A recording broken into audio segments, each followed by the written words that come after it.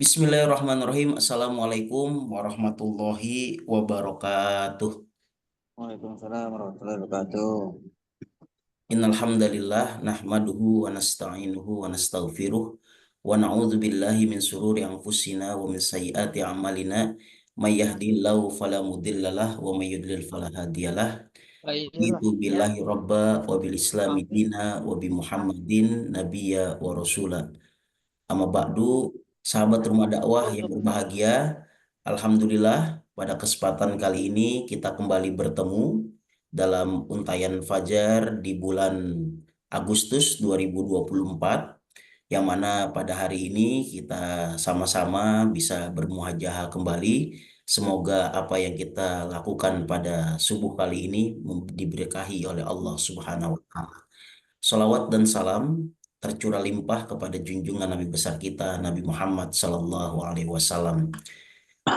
Sahabat rumah dakwah yang berbahagia, sebelum kita mulai kegiatan kita pada hari ini, marilah sama-sama kita berdoa terlebih dahulu.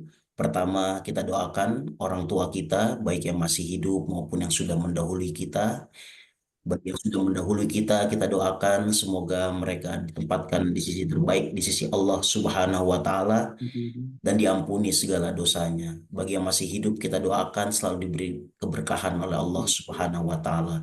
Yang kedua, kita doakan juga anak kita, saudara kita, handai taulan kita, mungkin yang hari ini sedang dirundung kesulitan, musibah, kita doakan semuanya diberikan kemudahan oleh Allah Subhanahu wa Ta'ala. Dan yang terakhir, kita berdoa untuk diri kita pribadi agar kita menjadi manusia yang soleh dan soleha. Untuk itu, mari sama-sama sekaligus kita membuka kegiatan untayan fajar pada pagi hari ini. Kita membaca suratul Fatihah. Al-Fatihah. A'udzubillahi minasyaitonirrajim. Bismillahirrahmanirrahim. Alhamdulillahirabbil alamin. Arrahmanirrahim. Maliki yaumiddin. Iyyaka na'budu wa iyyaka nasta'in. Ihdinas siratal mustaqim. Siratal ladzina an'amta 'alaihim ghairil maghdubi 'alaihim waladdallin. Amin amin ya rabbal alamin. Sahabat rumah dakwah yang berbahagia, tanpa berpanjang kalam, pada hari ini kita akan sama-sama mendengarkan tausiah dalam untayan Fajar dengan tema nafas perubahan meniti jalan kebaikan bersama Al-Ustadz Muhammad SPD. Pak Ustadz, apakah sudah bergabung? Ustadz Muhammad? Sudah, Pak Hatta. Oke, Alhamdulillah. Karena sudah bergabung, dipersilahkan kepada Ustadz Muhammad untuk menyampaikan tausiahnya, materinya, kurang lebih selama 25 menit dan nanti diakhiri dengan sesi tanya jawab. Oke, terima kasih. Dipersilahkan kepada Ustadz Muhammad. Bismillahirrahmanirrahim. Assalamualaikum warahmatullahi wabarakatuh. Waalaikumsalam. Alhamdulillahirabbil alamin. Allahumma shalli ala sayyidina Muhammad wa ala ali sayyidina Muhammad. Yang sama-sama kita hormati Bapak Ibu sekalian, para asatiz wal asatizat, para penggerak kegiatan untayan fajar. Kita doakan bersama mudah-mudahan guru-guru kita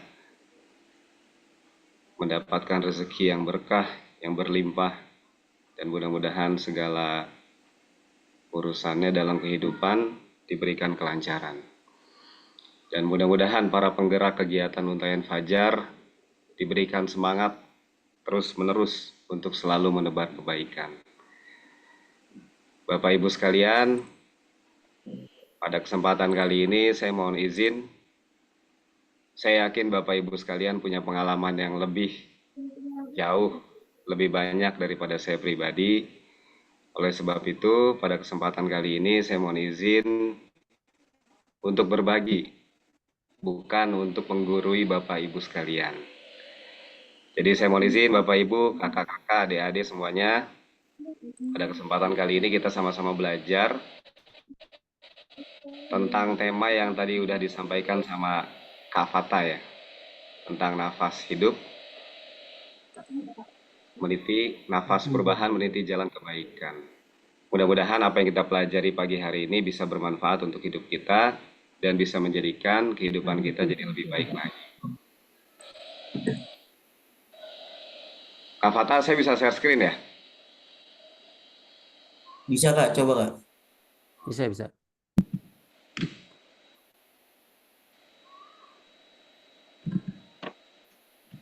Mikrofonnya sini, Kak.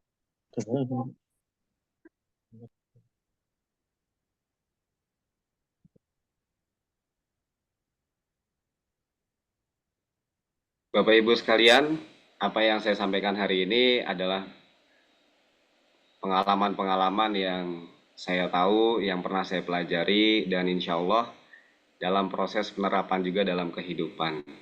Nah, mudah-mudahan apa yang saya bagikan nanti bisa menambah pengetahuan kita bersama, mudah-mudahan ada manfaat yang bisa kita ambil. Bapak Ibu sekalian,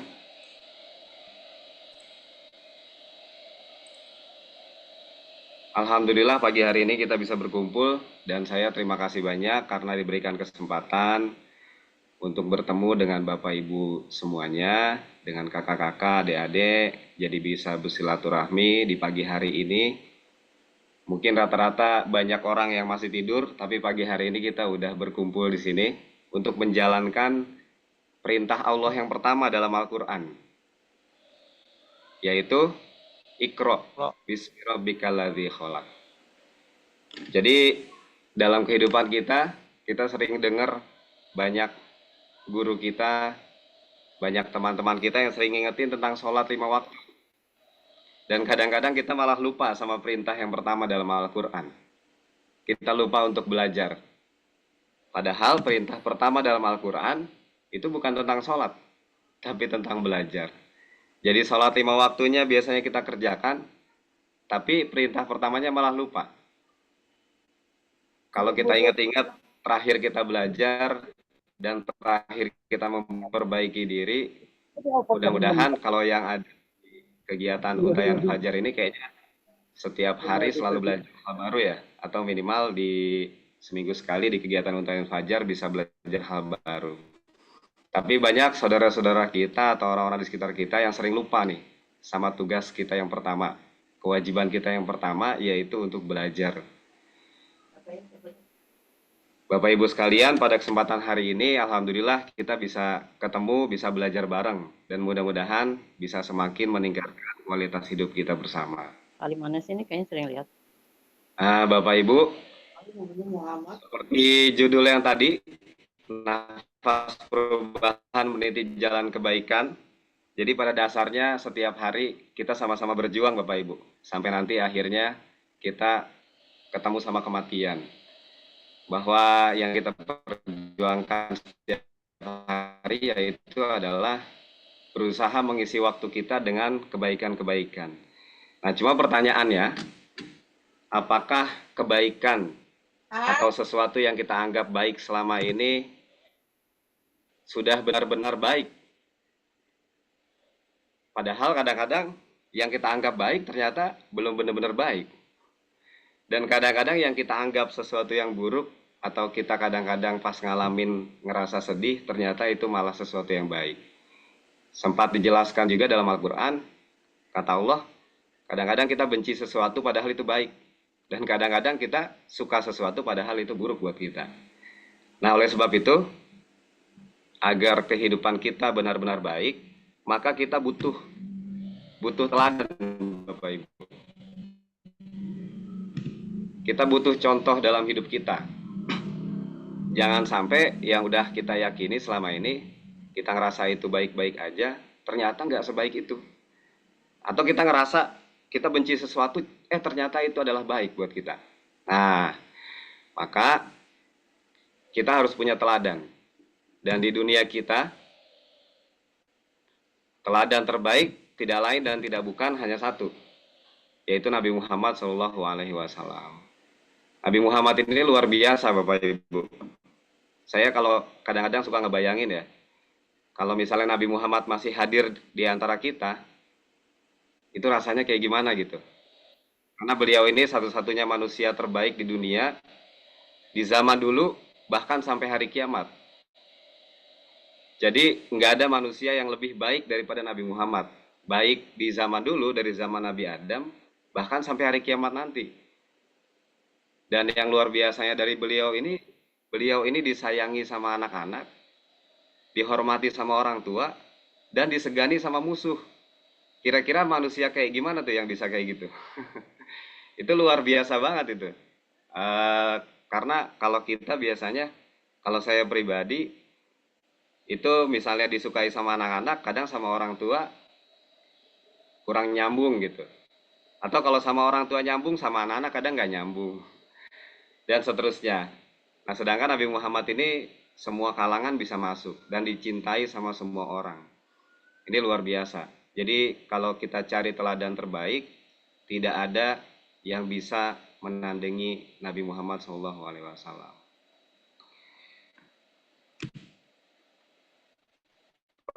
Pertanyaannya, di zaman yang serba modern sekarang, apa yang harus kita teladani dari Nabi Muhammad? Kita semua tahu bahwa Nabi Muhammad dulu hidup di zaman yang tidak semodern sekarang. Banyak peralatan yang sekarang ada, zaman Nabi Muhammad nggak ada. Mungkin bukan cuma nggak ada, tapi nggak kebayang ya. Kalau zaman sekarang kita bisa nelpon pakai jam tangan, di zaman Nabi Muhammad boro-boro jam tangan. Lampu aja masih pakai lampu centir mungkin kalau kita bilang ya. Nah, jadi pertanyaannya, apakah Nabi Muhammad masih bisa kita teladani di zaman yang sangat modern ini? Apa yang harus kita teladani dari Nabi Muhammad? Apakah kita semua harus jadi pedagang kayak Nabi Muhammad? Atau kita semua jangan-jangan harus naik unta kayak Nabi Muhammad? Nggak perlu naik motor atau naik mobil. Karena Nabi Muhammad dulu naik unta atau jalan kaki. Nah, kalau kita pikir-pikir, sebenarnya apa sih yang perlu kita teladani dari Nabi Muhammad? Dan kenapa Nabi Muhammad bisa jadi manusia yang sangat luar biasa?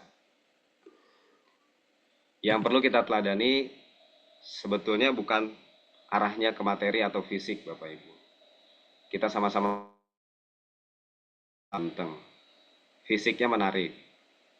Pinternya luar biasa. Tapi yang paling utama yang harus kita teladani dari Nabi Muhammad bukan itu semua. Yang paling penting dari Nabi Muhammad, yang menjadikan Nabi Muhammad luar biasa, adalah kepribadiannya, akhlaknya, atau sifat-sifatnya. Jadi kalau kita pikir-pikir, sebenarnya Nabi Muhammad itu manusia sama kayak kita. Mohon maaf, misalnya Nabi Muhammad hadir di sebelah kita, kalau kita tusuk tangannya, Nabi Muhammad akan berdarah. Jadi Nabi Muhammad luar biasanya itu bukan karena ditusuk tidak mati, bukan karena bisa puasa berhari-hari, bukan karena bisa berantem ngalahin banyak orang. Tapi yang paling utama dari Nabi Muhammad adalah kepribadiannya, akhlaknya, dan sifat-sifatnya. Sehingga Nabi Muhammad yang manusia biasa bisa menjadi sangat luar biasa, seakan-akan bukan manusia, karena kepribadiannya, karena akhlaknya atau sifat-sifatnya. Kalau kita pikir-pikir, untuk meneladani Nabi Muhammad secara keseluruhan, maka kita akan pusing sendiri, Bapak Ibu. Karena Nabi Muhammad dari bangun tidur sampai tidur lagi itu luar biasa. Semuanya luar biasa. Nggak ada satupun hal yang cacat dari Nabi Muhammad. Jadi kalau kita pikir-pikir mungkin Nabi Muhammad hampir sempurna ya. Karena kalau kita bilang sempurna pasti nggak ada cacatnya. Dan masalahnya tidak ada manusia yang sempurna.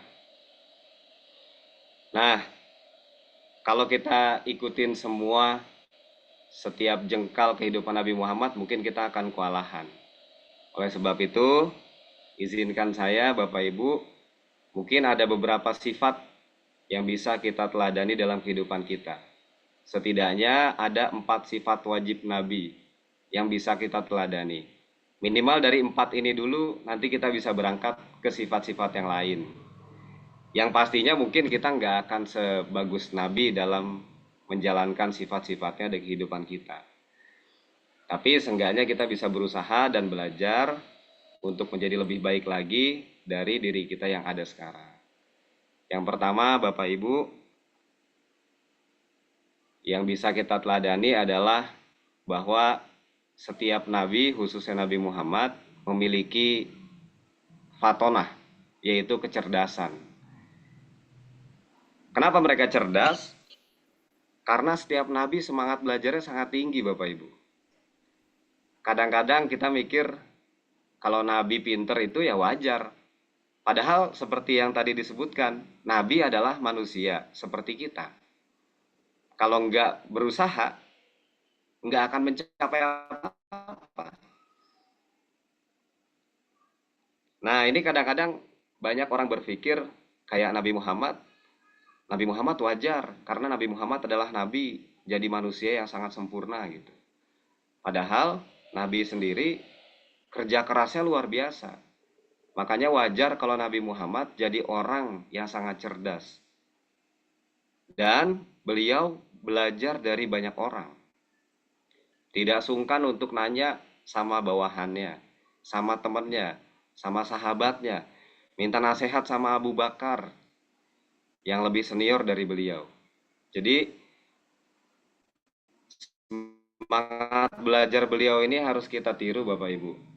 Setiap hari mungkin kita bisa belajar hal-hal baru, kemudian kita coba terapkan dalam kehidupan kita. Apalagi di zaman sekarang, ini lebih mudah kalau mau belajar. Mau baca buku, ada aplikasi gratisnya. Mau nyari informasi berita, tinggal buka Google. Dari handphone kita bisa belajar banyak hal. Kalau zaman dulu, zaman Nabi Muhammad, mau belajar susahnya luar biasa. Tapi Nabi Muhammad bisa secerdas itu. Dan itu bukan tiba-tiba cerdas, Bapak Ibu. Karena Nabi Muhammad cerdasnya bukan pas jadi nabi aja. Tapi dari masih muda, Nabi Muhammad sudah menjadi anak yang sangat cerdas. Nah, ini makanya kita kalau ada yang berpikir bahwa Nabi Muhammad wajar jadi manusia yang sangat hebat karena dia nabi, mungkin kita perlu berpikir atau membandingkan Nabi Muhammad ketika sebelum jadi nabi. Dan berdasarkan cerita-cerita yang kita tahu bahwa Nabi Muhammad memang sudah hebat dari sebelum jadi nabi. Jadi bukannya pas 40 tahun baru hebat, tapi dari masih kecil udah hebat. Pas jadi nabi, ya memang sudah hebat dari sebelumnya gitu. Nah, jadi dan itu semua adalah hasil dari usaha yang luar biasa serta ketawakalan beliau kepada Allah Subhanahu wa taala. Yang kedua adalah amanah. Nah, amanah ini masing-masing kita mungkin punya amanah yang berbeda-beda, Bapak Ibu. Ada amanahnya yang besar, ada yang amanahnya mungkin tidak sebesar yang lain. Tapi amanah tetaplah amanah. Setidaknya kita punya beberapa amanah atau tanggung jawab yang harus kita jalankan. Yang pertama, amanah kita kepada Allah. Yang kedua, kepada diri kita sendiri. Yang ketiga, kepada keluarga kita. Dan yang keempat, kepada orang-orang di sekitar kita. Nah, kalau kita bisa menjadi orang yang amanah, insya Allah kita bisa semakin baik dan bisa dipercaya seperti Nabi Muhammad SAW. Dan lagi-lagi, kalau kita mikir Nabi Muhammad, bahwa Nabi Muhammad sudah bergelar Al-Amin sejak dia kecil. Itu artinya beliau sangat dipercaya bahkan sebelum menjadi nabi. Dan sifat yang ketiga adalah sidik atau jujur. Sidik ini bisa jadi mudah, bisa jadi susah. Tergantung kondisinya. Tapi terlepas dari kondisi yang mudah atau susah, kalau kita ingin meningkatkan kualitas diri kita, maka poin yang ketiga ini harus kita pelajari untuk terus diusahakan dalam kehidupan kita, Bapak Ibu. Kadang-kadang memang jujur ini menjadi dilematis karena kadang menyangkut dengan kepentingan orang lain. Tapi sebisa mungkin kita berusaha untuk diri kita sendiri minimal bahwa kita bisa menjadi orang yang jujur. Dan yang terakhir adalah tablik atau menyampaikan kebenaran. Menyampaikan kebenaran ini menyampaikan kebenaran kepada orang lain, Bapak Ibu. Padahal kadang-kadang yang perlu disampaikan kebenaran yang paling utama sebenarnya diri kita sendiri. Jadi seringkali kita mikir kalau nasihat itu lebih ke orang lain. Nah, contohnya kayak saya nih sekarang. Saya jadi pembicara di sini. Sebenarnya yang paling utama untuk saya sampaikan materinya tentang apa yang saya sampaikan saat ini, itu harusnya lebih ke diri saya. Dan saya berusaha melakukan itu saat ini. Karena kadang-kadang ketika kita bicara, kita malah fokusnya sama orang lain. Sama diri kitanya malah lupa. Jadi kita sibuk nyampein ke orang lain, ke diri kita lupa. Kadang-kadang kita lupa untuk muhasabah diri. Ketika kita nasehatin misalnya, nasehatin keluarga kita, ayo kita jadi anak yang rajin, sering belajar dan seterusnya. Kita lupa nanya tuh sama diri kita, sebenarnya kita tuh udah rajin belajar belum? Jadi nasehat itu kan sebenarnya yang paling utama bukan buat orang lain, buat diri sendiri. Karena yang menjadi tanggung jawab utama diri kita adalah diri kita sendiri. Orang lain pada akhirnya nanti akan menjadi tanggung jawabnya masing-masing. Jadi kita sering berpikir untuk menasehati orang lain, menasehati anak kita, orang tua kita, kakak kita, adik kita, tetangga kita. Tapi kadang-kadang kita lupa nasehatin diri kita sendiri. Nah, makanya tadi saya mohon izin Bapak Ibu pada kesempatan kali ini tidak ada maksud saya sendiri untuk menggurui Bapak Ibu karena saya yakin sekali Bapak Ibu memiliki pengalaman yang jauh luar biasa dibandingkan diri saya.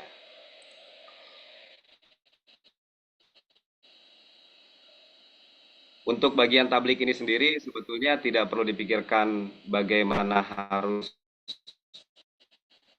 menyampaikan atau nasihat yang terlalu berlebihan Bapak Ibu. Sekedar kita mengingatkan orang lain atau diri kita sendiri untuk melakukan kebaikan, untuk selalu melakukan hal-hal positif, itu artinya kita sudah tablik. Kita ngingetin diri kita sendiri untuk sholat tepat waktu misalnya. Kita ngingetin diri sendiri untuk lebih banyak berinfak, bersedekah, itu sudah tablik sebetulnya. Kadang-kadang kita mikir tablik ini lebih difokuskan untuk orang lain, padahal sebetulnya lebih ke diri kita sendiri. Dan Bapak Ibu, ini yang sering kita salah pahami. Kadang-kadang dalam belajar, kita sering ngelihatnya orang yang nilainya 100. Misalnya kita ngelihat Nabi Muhammad yang sifatnya sangat terpuji. Terus kita langsung pengen kayak Nabi Muhammad. Padahal posisi kita mungkin nilai kepribadian kita, kejujuran kita, keamanahan kita, mungkin nilainya kalau dinilai mungkin baru sampai di tingkat 10. Tapi pengen kayak Nabi Muhammad yang tingkatnya 100. Nah itu kalau misalnya kita punya target seperti itu, yang ada bukannya malah jadi pinter, bukannya malah jadi hebat kayak Nabi Muhammad, yang ada kita stres nanti. Karena target kita dengan keadaan kita saat ini, kondisinya jauh berbeda. Contohnya misalnya, kita setiap hari nggak pernah olahraga, tiba-tiba kita langsung pengen jadi atlet, kayak orang-orang yang lomba di Perancis saat ini. Nah itu yang ada bukannya malah jadi atlet, yang ada kita malah stres. Karena pasti tubuh kita dengan tubuh para atlet ini berbeda. Oleh sebab itu, salah satu trik untuk bisa menjadi pribadi yang lebih baik, targetnya jangan terlalu tinggi. Kalau kita nilainya baru 10, target kita minimal 20 dulu. Atau kalau 20 ketinggian turunin lagi. 15 ketinggian turunin lagi 11. Yang penting seperti hadis Nabi Muhammad, yang penting kita lebih baik daripada yang kemarin. Lebih baik daripada diri kita yang sebelumnya. Dalam kehidupan kita nggak lagi balapan sama tetangga kita untuk menjadi lebih baik. Kita lagi balapan sama diri kita sendiri. Yang penting bukan nilai 100-nya. Yang penting kita lebih baik daripada diri kita sebelumnya. Kalau sebelumnya nilai kita 10, besok minimal 11. Kalau 11 ketinggian 10,5. Kalau 10,5 ketinggian 10,1. Ya itu udah lebih baik. Setidaknya lebih baik. Jadi targetnya jangan terlalu tinggi, karena kalau terlalu tinggi kayak atlet tadi, kalau atlet setiap hari mungkin latihannya lari, muterin lapangan 100 kali, kita yang sebelumnya nggak pernah lari, langsung pengen lari 100 kali, muterin lapangan, yang ada bukannya sehat, malah sakit. Nah, kalau nggak pernah olahraga, yang penting hari ini olahraga dulu, misalnya seperti itu. Olahraga walaupun cuma muterin lapangan setengah lapangan misalnya. Nah, seperti sifat yang tadi Bapak Ibu, kalau sebelumnya, mohon maaf misalnya, kita sering bohong, satu hari bohongnya 5 kali misalnya. Minimal besok bohongnya 4 kali. Besokannya lagi bisa jadi 3,5 gitu misalnya. Besokannya 2,5 gitu. Yang paling penting ada proses makin lebih baik lagi, makin lebih baik lagi setiap hari. Karena seperti yang kita tahu tadi dalam surat Al-Alaq ayat 1, bahwa Allah menyuruh kita untuk belajar, bukan menyuruh kita untuk menjadi manusia yang sempurna, Bapak Ibu. Nah, ini kadang-kadang target kita ketinggian, yang ada kita malah stres. Padahal kalau kita nurunin target dan setiap hari berusaha untuk lebih baik lagi, misalnya hari ini kita marah-marah mulu, marah-marahnya 10 kali dalam sehari. Besok kita usahain 9 kali atau minimal 9,5 gitu. Besok ada lagi jadi 8 atau 8,5, atau minimal targetnya sebelumnya suka marah 10 kali dalam sehari, minggu depan dikurangin jadi 9, atau bulan depannya. Nggak apa-apa, yang penting kita terus belajar untuk memperbaiki diri kita masing-masing. Dan kita usahakan sekeras apapun, sebagai manusia kita memang tidak akan pernah sempurna, Bapak Ibu, kakak-kakak, karena memang tidak ada manusia yang sempurna. Kira-kira demikian yang bisa saya sampaikan.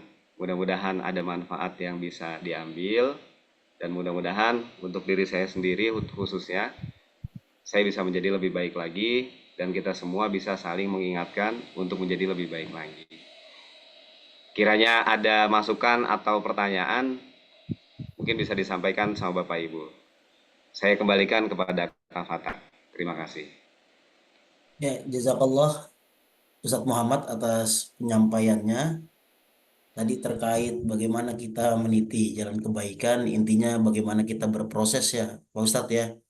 Sehingga setiap hari kita memiliki progresivitas, memiliki perubahan transformasi kepada ke arah yang lebih baik. Baik, kepada sahabat rumah dakwah yang hadir pada kesempatan kali ini, dipersilahkan bagi yang ingin bertanya terkait tema Untayan Fajar pada kesempatan ini, dipersilahkan. Boleh raise hand ataupun boleh memberikan pertanyaan di kolom chat.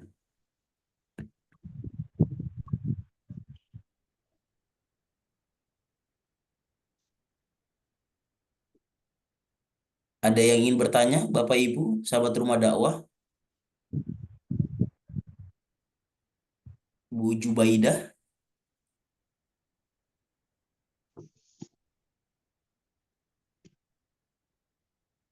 Oke, mungkin untuk pemantik, Ustadz Muhammad, mengapa kondisi kita hari ini, tadi di yang pertama itu, Iqra membaca itu, kondisi umat Islam itu berada dalam kondisi yang getir ya, tidak seperti umat-umat yang lain yang memiliki kemajuan baik di bidang teknologi, sains dan yang lainnya. Apakah faktor kita yang terlalu fokus kepada fikih atau kepada hal-hal yang bersifat ajaran tentang keagamaan, tetapi kita melupakan tentang keilmuan, sehingga kondisi Islam hari ini, mohon maaf, bisa dikatakan tertinggal. Bagaimana kita menyikapinya, Ustadz Muhammad?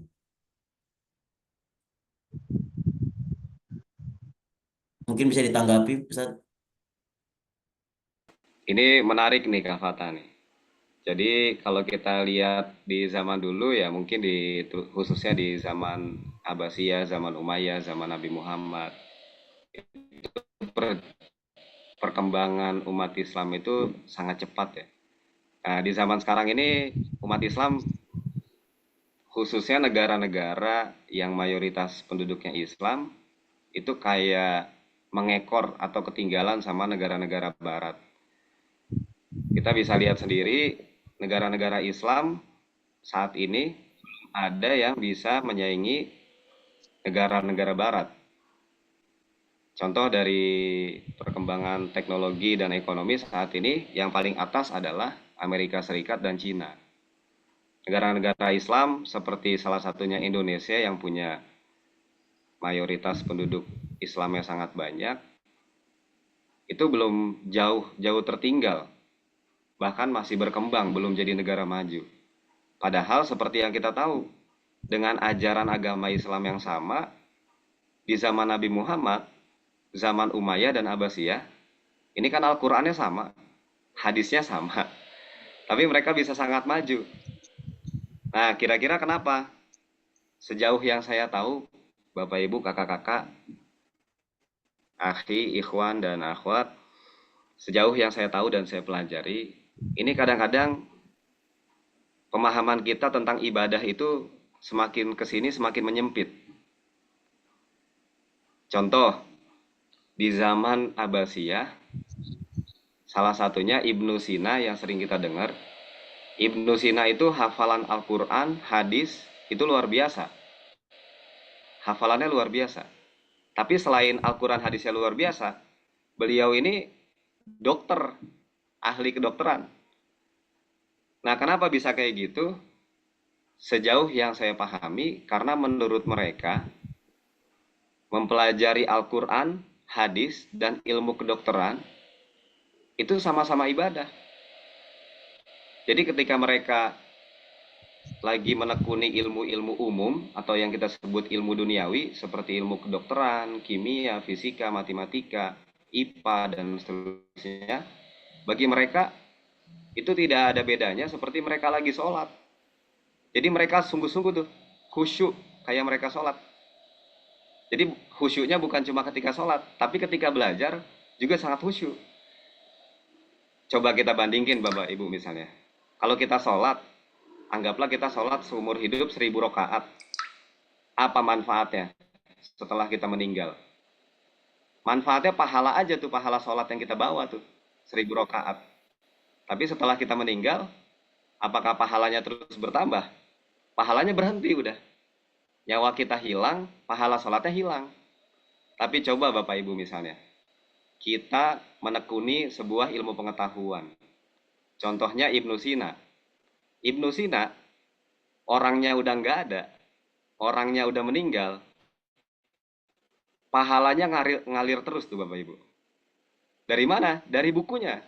Bukunya yang sangat bermanfaat, penemuan-penemuan Ibnu Sina yang sangat bermanfaat di bidang kedokteran, itu sangat bermanfaat untuk ilmu kedokteran bukan cuma bagi umat Islam, tapi bagi orang-orang Barat. Itu bukunya sampai sekarang masih dipelajari Bapak Ibu. Bukunya Ibnu Sina. Dan itu orang Islam. Dan itu jadi amal jariah. Jadi amal jariahnya Ibnu Sina justru bukan gara-gara dia rajin sholat. Bukan gara-gara dia hafal Al-Quran. Bukan gara-gara dia hafal hadis. Tapi gara-gara ilmu kedokterannya. Nah ini kadang-kadang kita ngerasa bahwa kita lebih mulia di depan Allah kalau kita rajin sholat. Betul, memang. Betul. Tapi sebenarnya pahala sholat kita akan berhenti kalau kita meninggal dunia. Pahala puasa kita akan berhenti kalau kita meninggal dunia. Pahala baca Al-Quran kita akan berhenti kalau kita meninggal dunia.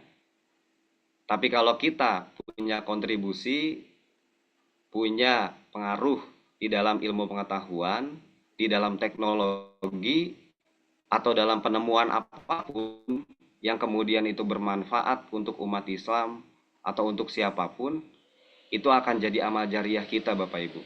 Bukan cuma bangun masjid, bukan cuma wakaf Al-Quran. Justru bangun masjid itu cuma berpengaruh untuk orang-orang di sekitar masjid. Wakaf Al-Quran akan berpengaruh bagi yang baca Al-Qurannya. Tapi ilmu pengetahuan seperti Ibnu Sina, bukunya dipakai di seluruh dunia. Kalau kita hitung pahalanya tuh Bapak Ibu. Nah ini yang kadang-kadang kita, kalau saya lihat khususnya di Indonesia, banyak orang yang ngingetin kita tentang sholat. Banyak orang yang ngingetin kita tentang berzakat, sedekah, puasa, dan seterusnya. Tapi jarang ada ulama yang menekankan kita semua untuk belajar ilmu pengetahuan duniawi dan menyebarkannya kepada orang-orang di sekitar kita. Padahal itu yang jadi amal jariah. Dan saya yakin dulu ulama-ulama zaman dulu seperti Al-Khwarizmi, Al-Jabar, Ibnu Sina, Ibnu Rushd, Al-Ghazali, dan seterusnya, mereka itu ketika belajar semata-mata tujuannya untuk beribadah. Jadi ketika di masjid mereka sholat, di luar masjid mereka ibadahnya dengan cara belajar. Jadi mereka belajar terus tuh, ibadah terus setiap hari. Tujuannya saya yakin seperti itu. Nah, karena pemahaman mereka tentang Islam sudah lebih dalam, jadi bagi mereka sholat dan belajar itu sama-sama penting. Tidak ada yang lebih penting, salah satunya. Sholat penting, belajar juga penting. Nah, kita selama ini sering berpikirnya, yang penting sholat, yang penting baca Quran, yang penting zakat, yang penting puasa. Itu emang penting, tapi belajar juga penting. Ya, kira-kira seperti itu Bapak Ibu.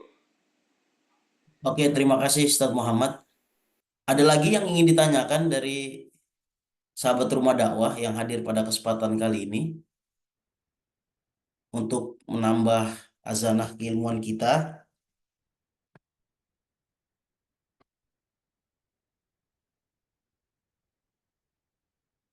Ya, Bapak Ibu, ada yang ingin ditanyakan kembali dari 23 orang yang hadir?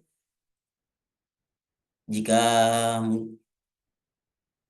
sudah cukup jelas atas materi yang disampaikan dan juga kita sudah masuk di pukul 6 ya, 6 lewat 5 menit. Jika tidak ada yang ditanyakan, kami persilahkan kepada Ustadz Muhammad memberikan final statement kepada kita, pesan yang menggugah sehingga untayan fajar kita pada kesempatan kali ini memberikan arti untuk kehidupan di alam raya ini. Dipersilakan Ustadz Muhammad untuk memberikan.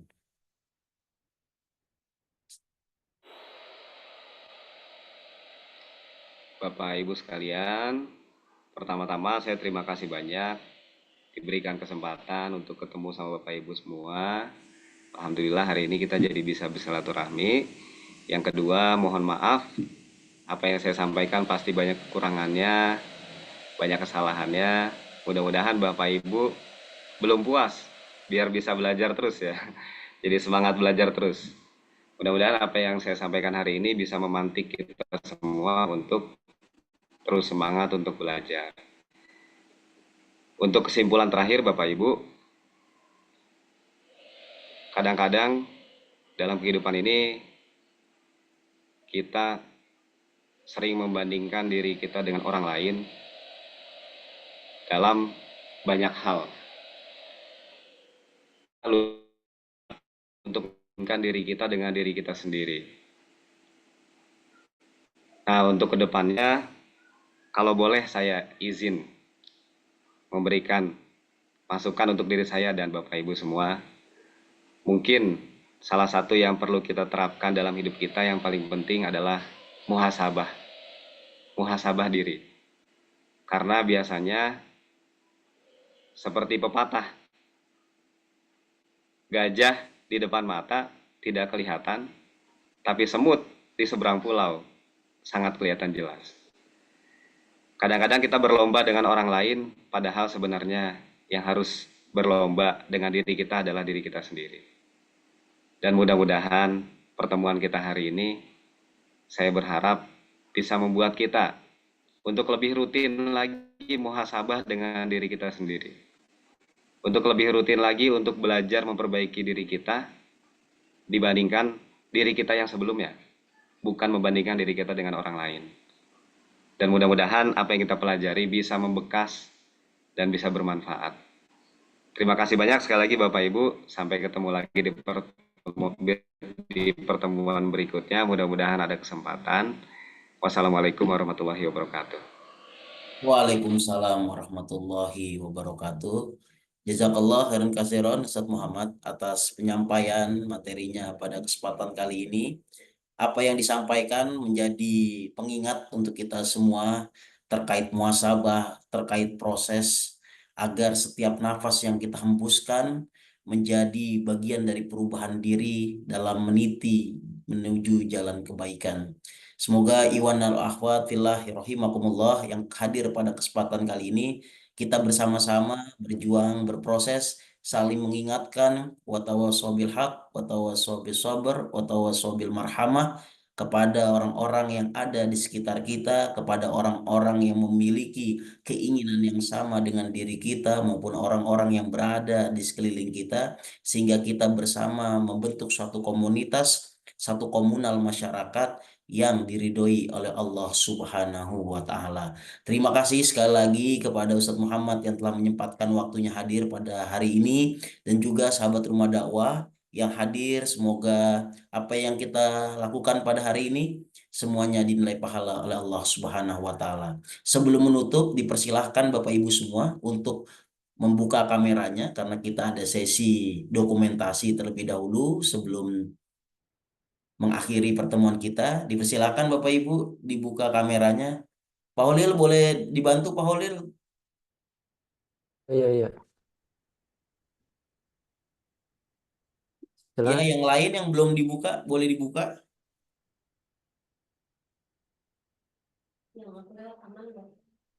Aman. Oke, 3, 2, 1. 3, 2, 1. Masya Allah. Terima kasih. Jazakallah semuanya. Selamat berhari libur. Sampai bertemu lagi. Assalamualaikum warahmatullahi wabarakatuh.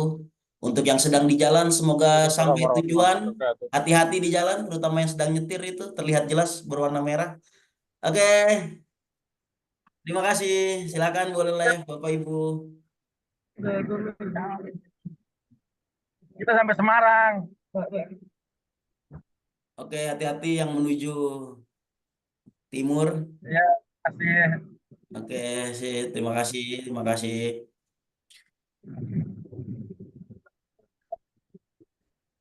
Izin keluar ya. Oke. Ya, mungkin